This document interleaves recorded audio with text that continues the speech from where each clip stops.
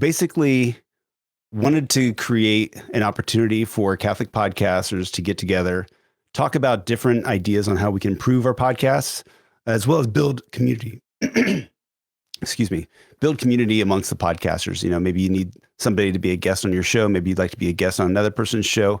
But also just how can we bounce ideas off of each other and things like that. So this will be hopefully a weekly workshop / meetup where we can chat a little bit and hopefully reinvigorate the CC podcasters, the Catholic Creatives Podcasters group on Facebook. Basically, I've been collecting over the years a bunch of different ideas and kind of wanted to put them all in one place. So a little background on me first is that my name is Kyle Heimann, and I started my first podcast in 2006. That podcast is nowhere to be seen now. It's long gone, so probably for the better. I've done a couple different podcasts since then. I've kind of faded away into oblivion, but one thing that's still out there is over 1,000 episodes of the Kyle Heimann Show, which was a radio show and podcast that I did for years and many years. And from that was working with a bunch of different people that were guests on the show or had ideas for a show. And through that, we launched a bunch of different podcasts. So we had 16 different podcasts that we launched. And then there's been over 37 podcasts that I've been able to help in some way or another with, either be editing or tweaking ideas, kind of brainstorming on different things. So currently I am the creative lead at Mac Studios, which is at the University of St. Thomas in Houston. We've got a team of 7 creating content there, including podcasts and video on YouTube. And we have a podcast network that we're working with a bunch of different podcasters there. So I think the first thing, before I get into all of the topics that we could potentially discuss at these workshops, I think the first thing as a takeaway, say like, oh, this is worth my time to go there, is thinking about what is success for your show. So, you might think of what results would make you say this was worth it, or what would make you say this was a waste of time. And that's going to be different from every person. Would you say if you had 100 people listening to your podcast, that was worth it and that was a success? Or you say, oh no, that's nothing. I needed to have 1,000 people. Then I'd say that's worth my time. So would you say is 50 a waste of time? Is only having 500 people watch a waste of time or listen to a podcast? And it's going to vary from person to person. Or maybe your goal is, your success is how many episodes you release. And you don't care how many people are listening, but you're like, I want to get 5 episodes out. And as long as I do that, I'm going to consider it a success. Or you're like, no, I want to do 52 episodes in a year. So every week I'm going to release it, be consistent, and that's going to be a success for me. Just accomplishing that will be worth it. Maybe it's based off of something else, like that the podcast is generating sales for you, or visits to your website, or signups to your email list, or speaking gigs, or things like that.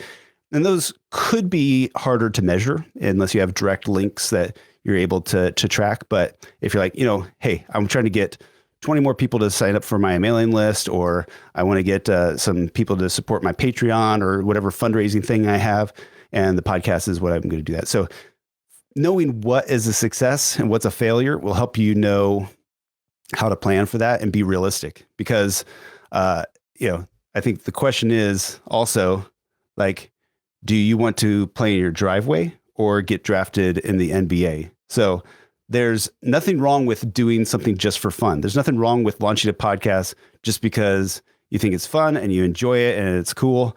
There are plenty of people that just enjoy playing basketball in their driveway, and they're not expecting anybody to come and watch them. They're not expecting to become great at it. It's just something they enjoy. They get some exercise, or maybe they want to play with some friends, either in their driveway or down at the park or at a gym, or maybe they're in an intramural league and it's something they enjoy and it's good for them.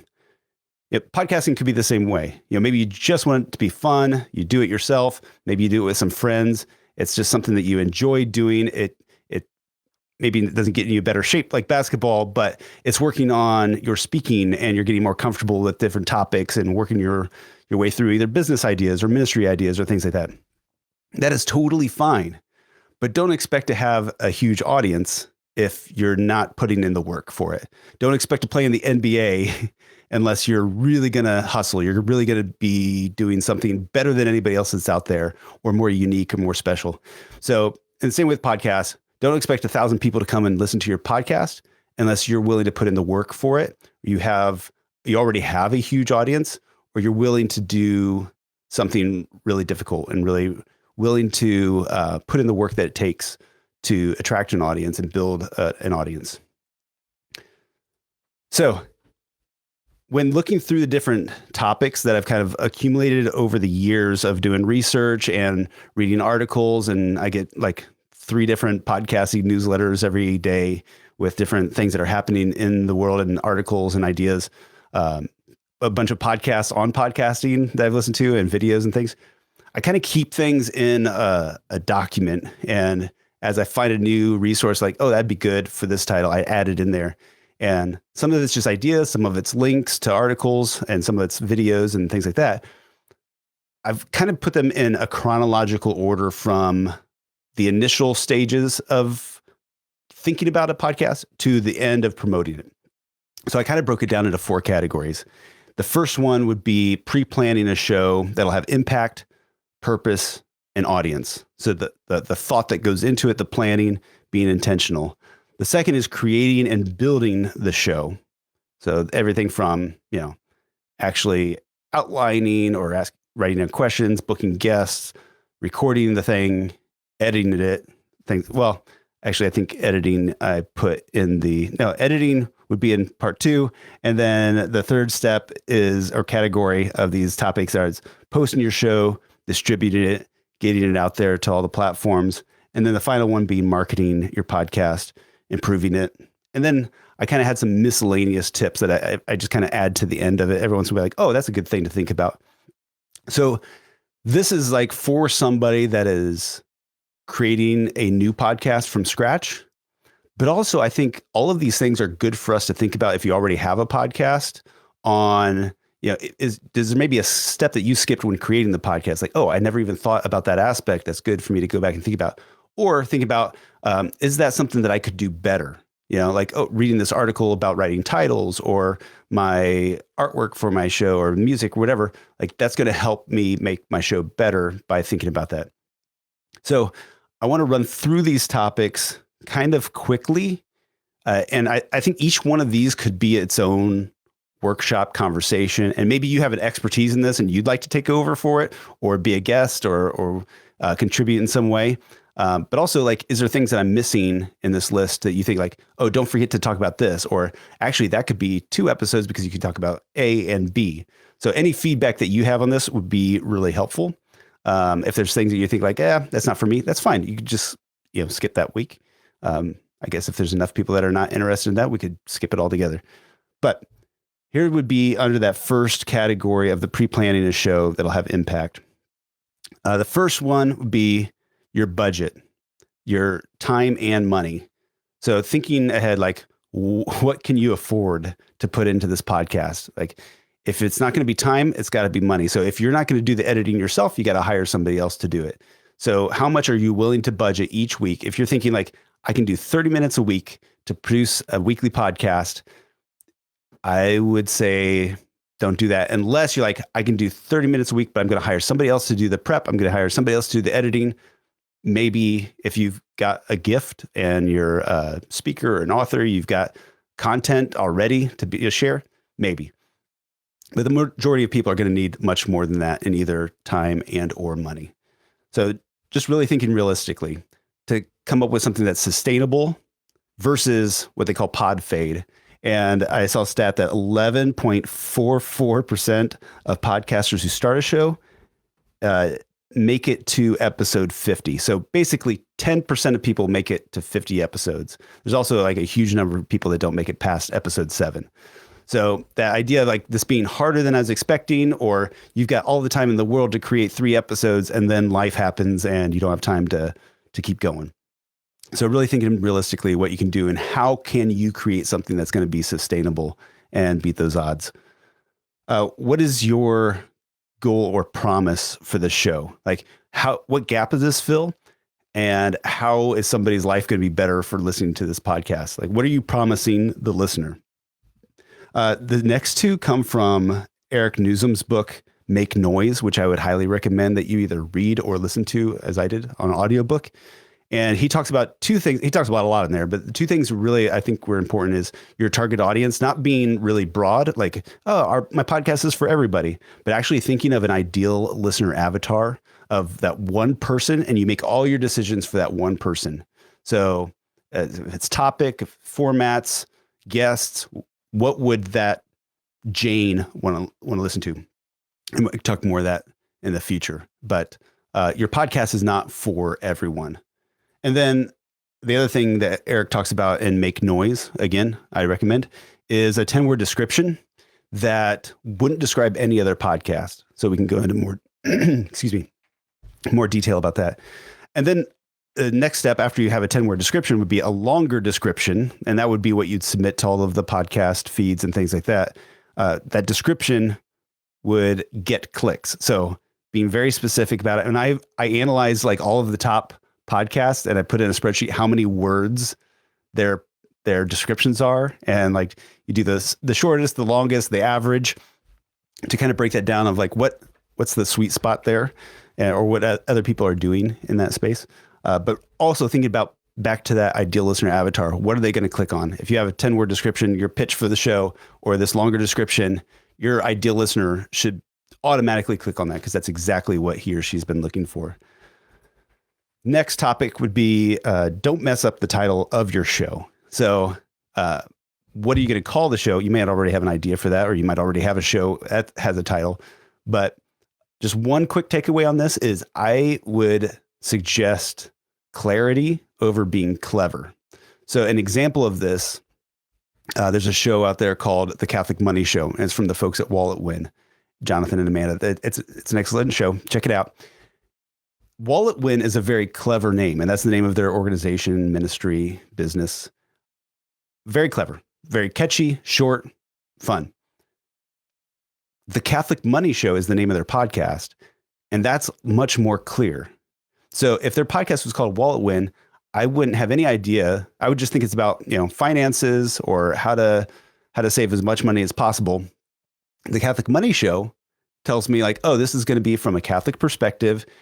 It would be more than just how to make as much money as possible, but like maybe how do we spend our money, and why is any of this important? So kind of having clarity in that show title will just help a lot with visibility, with SEO, all of that. The best format, length, or release schedule for you and your audience. So what's going to work for you? And I always suggest weekly if possible. That just seems to be what the most successful podcasts are doing, is at least weekly. There's always the exceptions to people that do seasons, or a monthly, really well edited, it's basically an audiobook every month kind of a thing. But for most people, I think that regular cadence of weekly is going to be kind of that sweet spot if you can do it. But also, like, what's the format, the length? Does your audience looking for a quick 8-minute show for kids, or a 2-hour long conversation thing? Which much fewer people are looking for 2-hour conversations than you might think. That they're already listening to Joe Rogan, so they don't have 2 hours to listen to yours and Joe Rogan.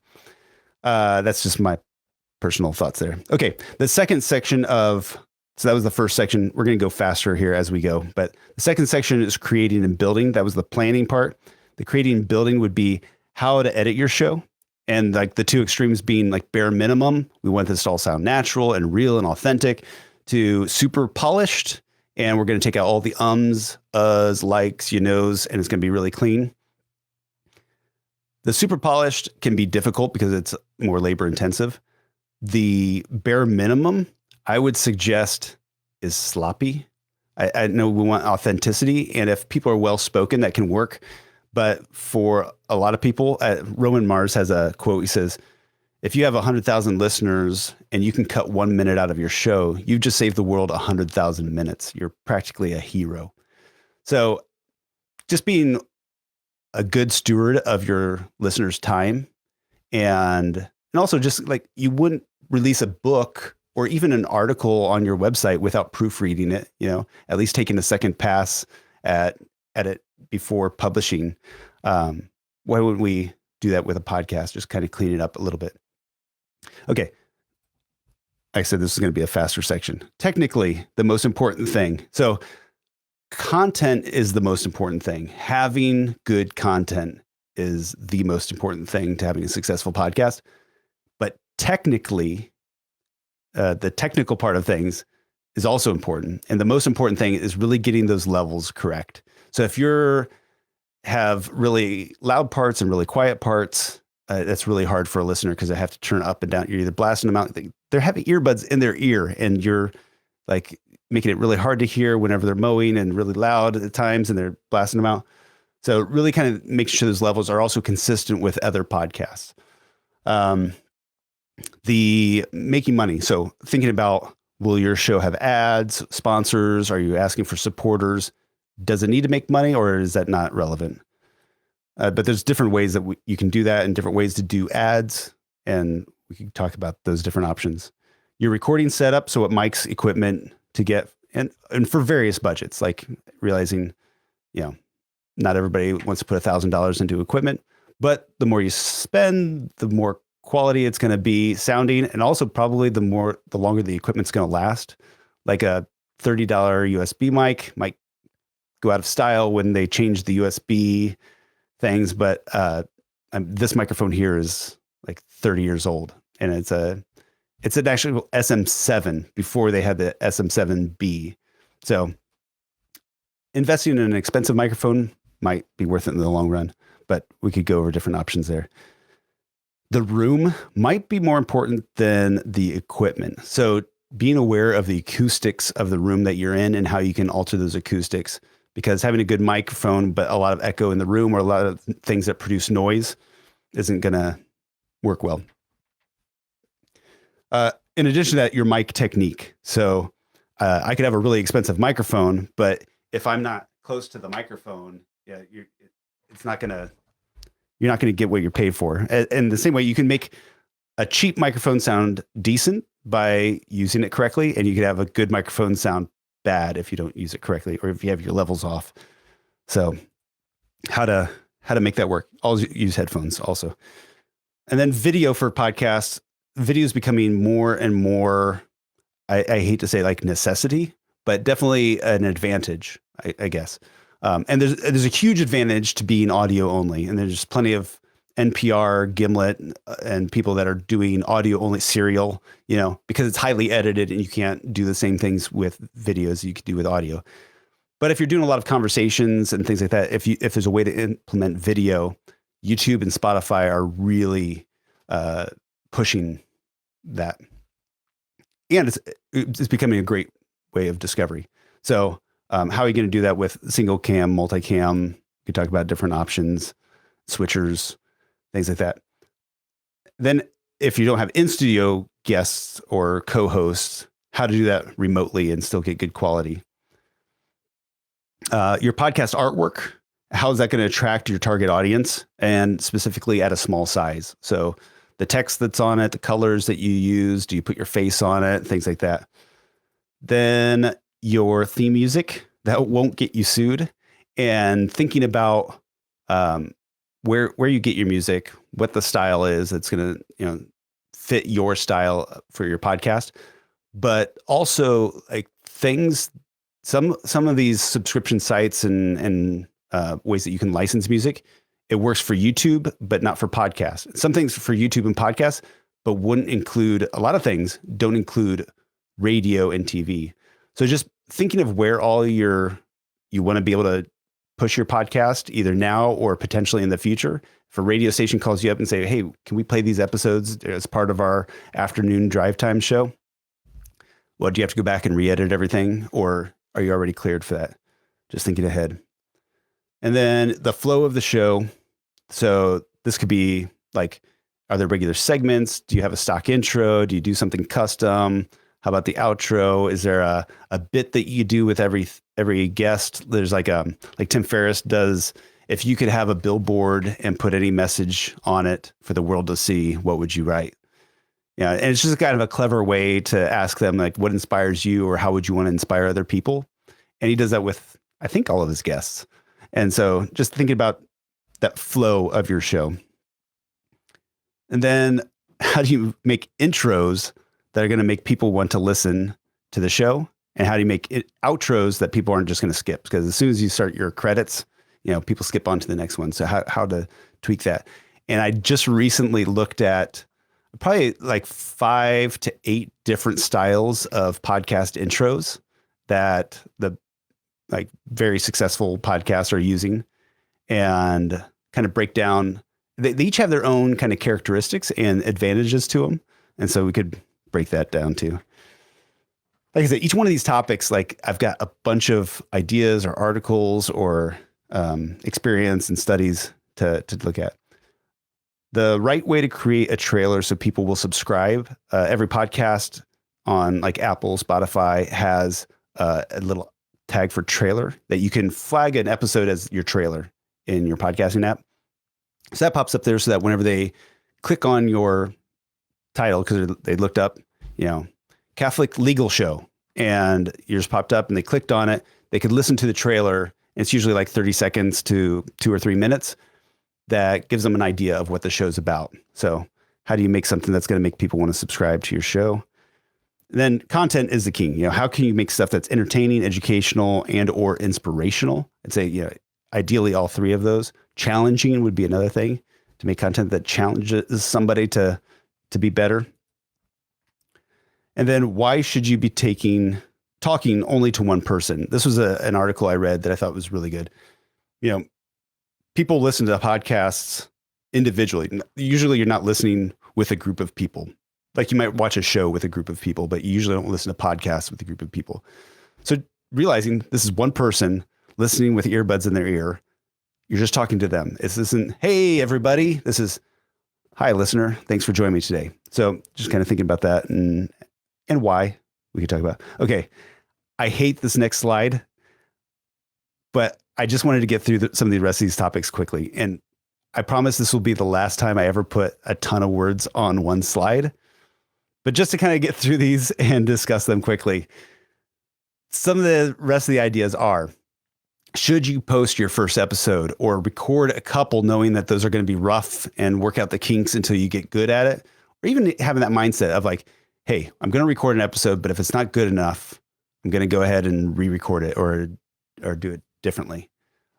Just kind of get, I don't know. You could debate about that. Like some people just say like, nope, we just got to keep moving, keep producing. So maybe that's a debate. Choosing a podcast hosting platform. There's all kinds of different options, free, paid. What are the advantages? Post your trailer and submit your podcast everywhere. So how do you get those things up and running before you even post the first episode? Reasons for building a website for your podcast. So what are the advantages to having an actual website?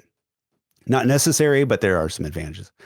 In case of emergency, break glass, having an evergreen podcast episode. Or ideally several episodes that you can pull out in case there's somebody gets sick, a guest cancels, you have some audio issues, whatever. Promote first, once you get everything posted, you promote it first to your family and friends, get them listening and talking about it, and then ask them to share that with other people as part of a launch strategy, I guess. Writing episode titles. Once you get into posting multiple episodes here, like what are the titles that are going to get clicks? How do you do kind of clickbait without being inauthentic about it? Your episode descriptions, and also should you post your transcripts? There's a lot of advantages to doing that for SEO and having descriptions that are going to make people want to listen. Launch your show with a bang, having a strategy. Some people say like launch with 3, 4, 5 episodes so that people can binge listen. Or maybe you just want to leave one that leaves them hanging and they can't wait to come back next week.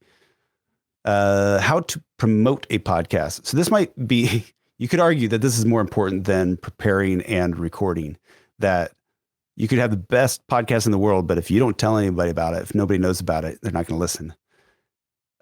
Then creating a survey. And this is something that if you have a podcast now, it's a good thing to do. create a survey, or even before you start a podcast, maybe you survey your Facebook group, your mailing list, whatever, and find out what people want to hear in your podcast and how you can serve your community. Study your analytics, how to find stats that matter. A guest release form. This is one of those things that's like any lawyer will say that you should do, and very few people do it. I know that Joe Rogan does. I heard him talking about it, but it's kind of like one of those things. We all know we should read all the terms and services before we click I agree, but nobody does. But it could be a simple thing as far as you could send them something that they sign, or they could just click a button when they book you. We could talk more about that. And then how to be a great guest. So first of all, for you, how to be a good guest on another podcast, but also a guide to give to your guests on how they should prepare for the show, what they should expect, what the style of the show, who your target audience is. So who they're talking to, make sure that they understand that, how to get the best audio. If you do video, how to get the best video. So they're going to look and sound as good as possible. That should be like a guide that you send to each guest. What is the first episode new listeners should check out? So it might not be the first episode that you recorded, which is they're probably going to either go to, if you say, check out my podcast, they're going to either check out the first episode or the last episode, but neither of those might be the best one to start with.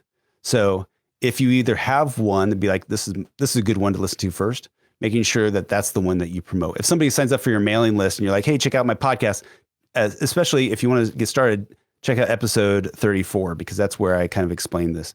If you don't have an episode that you can point to, now might be a good time to record that and have something that kind of lays the groundwork and helps people understand like the purpose of the podcast and maybe some of those things that you kind of expect people to know at episode 58. But if that's the first time, they're kind of out of the loop. Banter, love it or hate it. I've got a lot of thoughts on that. We could discuss it. Chapter titles can help the listener. So you can break up your episode into podcast or into chapters in most podcast apps, and then they can skip around or at least like know what's coming up or what you're talking about with those chapters. How to refresh a stale podcast, get some different ideas on how you can spice that up or do something different. And then disclosing sponsors. There's been people that have gotten sued for not making it transparent that they have sponsors. So if you're talking about a product, like endorsing something, and somebody's paying you to do that, you need to be clear about it. And I can kind of break down more about that. And then just an idea for an example of ways that you can promote would be like having at the end of the year doing, hey, these were my most popular episodes, or these are the ones I've gotten the most feedback from, or these are my favorite podcast episodes, and just different things like that, or seasonal things. When something comes up and you've got an episode about that particular, feast day in the Catholic Church or a holiday, or something happens in the world, and you're like, oh, I've got an episode that's about that, to make sure that you're bringing up those old episodes. I actually saw that I was checking this out this morning, and The Diary of a CEO with Stephen Bartlett. Bartlett, is it? Yeah. He posts 10 clips a day on Facebook, vertical videos, and it's all his backlog. So like he doesn't post the current one at least more than once. Like, so you never see, like, a lot of people will do an interview and then they have clips of that interview, and you'll see like 4 or 5 clips back to back. But he is bringing in the old stuff up, and so you never have the same person back to back. Just recycling that old content and bringing it back and sharing it, and and especially if there's something relevant, that it gives you an excuse to do that. So this is a lot of topics. If you have any ideas for those topics, like you're like, oh man, I would love to hear more about this, or I have an example to share on that, a case study, or you see some topics that weren't discussing that, like, I'd love to hear more about this. Like, I'm happy to do the research and see what is the norm, what other people are doing, kind of break down those things, like how many words are in the average description, or how are people doing their intros, and we can go through examples and kind of break it down. But more important than that, like I want all of us to create even better content. But even more than that, I'm hoping we can build a community of Catholic podcasters that can support each other, that we can encourage each other, we can ask each other questions, bounce ideas off of each other, share ideas, share when something is happening out there. Like, oh, hey, did you know that Spotify is doing this now? Like this world is constantly changing, and things are constantly being updated and tweaked. And what worked yesterday doesn't necessarily work today. And so hopefully this is a community where we can share that. Whether you're part of the CC podcasters, like anybody is welcome to join the group.